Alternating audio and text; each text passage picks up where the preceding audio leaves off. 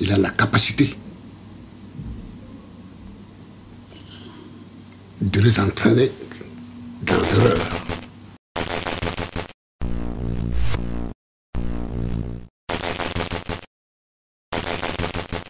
Par exemple, quand il dit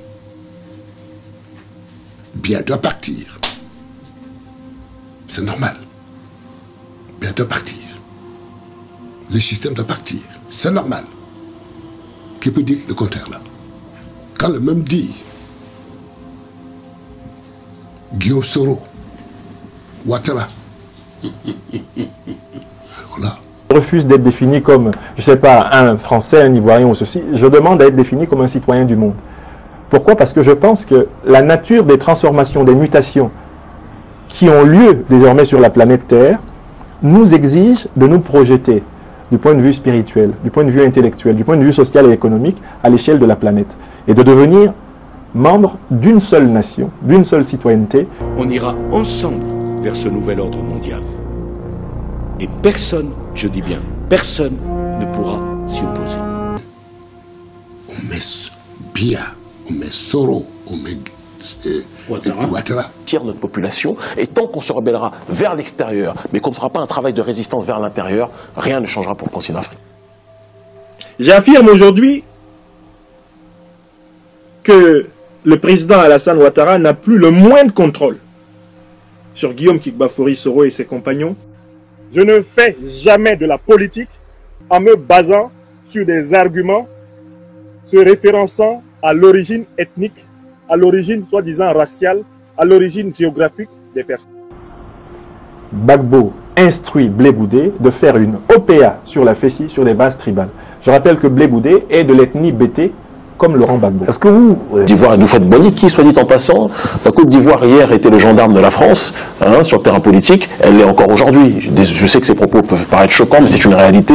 Son héritier Alassane Ouattara est le gendarme de la France. Aujourd'hui, il faut avoir le courage de le dire aussi, même si ça peut déranger un certain nombre de personnes.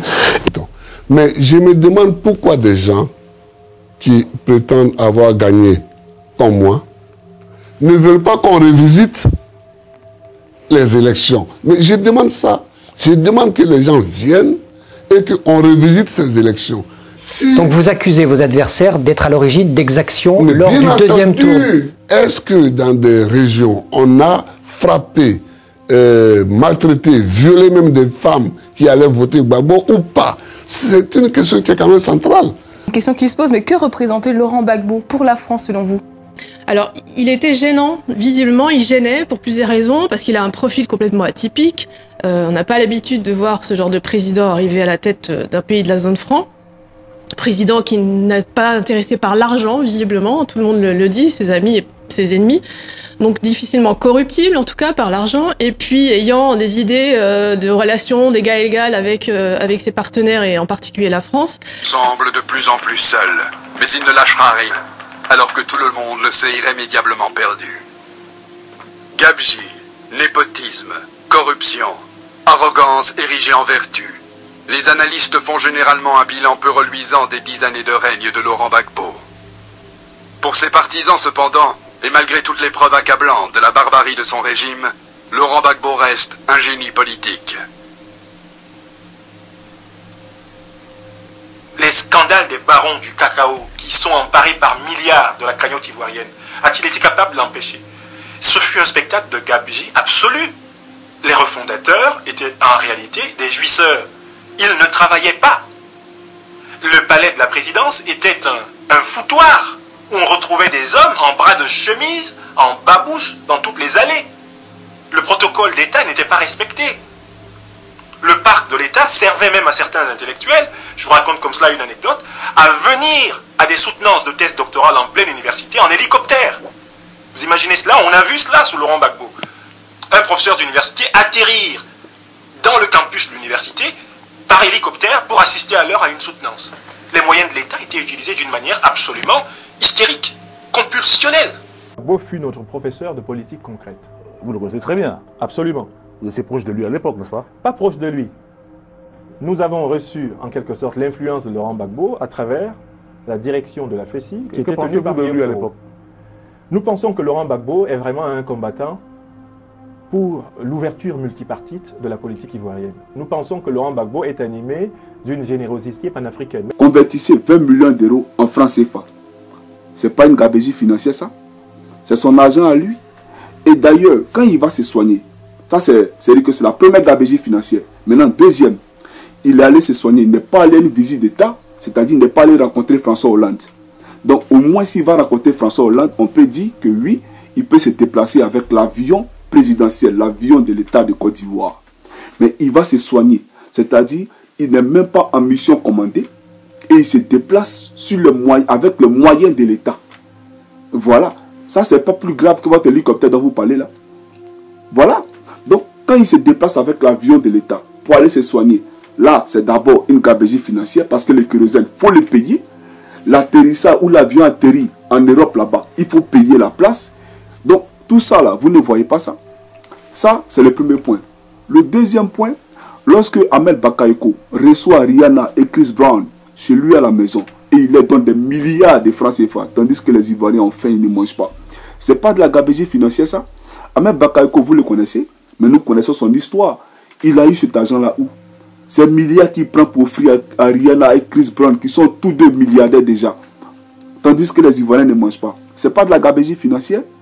Lorsque Amadou Gon Coulibaly, maire de Korogo, qui est aujourd'hui ministre de Ouattara, à la présidence de la République, détourne 97 milliards de francs CFA, et Ouattara, au lieu de le limoger, mais c'est-à-dire qu'on le laisse à son poste et on fait venir un Français pour camoufler cette histoire-là. On nomme un Français secrétaire général adjoint de la présidence pour que cette histoire-là disparaisse, pour ne pas que les Ivoiriens en parlent. Ce n'est pas de la gabegie financière ça. Lorsque Ouattara lui-même se lève et qu'il donne 5 millions de francs CFA aux FRC ou les Tozo qui ont pris les armes parce qu'il les avait promis 5 millions pour venir faire des coups d'État à coup de Laurent Gbagbo. Lorsqu'il prend cet argent dans les caisses de l'État de Côte d'Ivoire, dans le budget de l'État, pour venir payer ces gens-là, ce n'est pas de la gabegie financière ça. Lorsque Cissé Bakongo détourne l'argent de l'université de Cocody, ce n'est pas de la gabegie financière ça. Voilà, donc vous ne pouvez pas venir vous asseoir là et raconter ce que vous ne savez pas. Lorsque Kakabe s'est levé par là à Paris pour aller se soigner, est-il allé au moyen de l'État? Est-ce que Kakabe s'est déplacé au moyen de l'État? Non. Ça, c'est un truc qui est privé, ça concerne Kakabe. Donc, il s'est déplacé pour aller se soigner. Donc, Ouattara ne peut pas se déplacer avec les moyens de l'État. Et en plus, lorsqu'il déplace tout son gouvernement pour aller s'asseoir à Paris, lorsque Kablan Dekan va aux États-Unis et dépense plus de 400 millions de dollars sur la tête des Ivoiriens, lorsqu'on paye sa fille de chambre à 3 000 euros par jour, 3 000 dollars par jour, ce n'est pas de la gabegie financière ça. Là, vous ne voyez pas ça. Donc, moi, j'aimerais ici qu'on soit sérieux. Voilà. D'abord, je peux vous accorder un peu de crédit parce que, bon, même pas crédit, je peux dire, bon, un peu de doute parce que c'est vrai, vous n'avez pas été sur le terrain des opérations, mais au moins, vous pouvez dire la vérité. C'est important.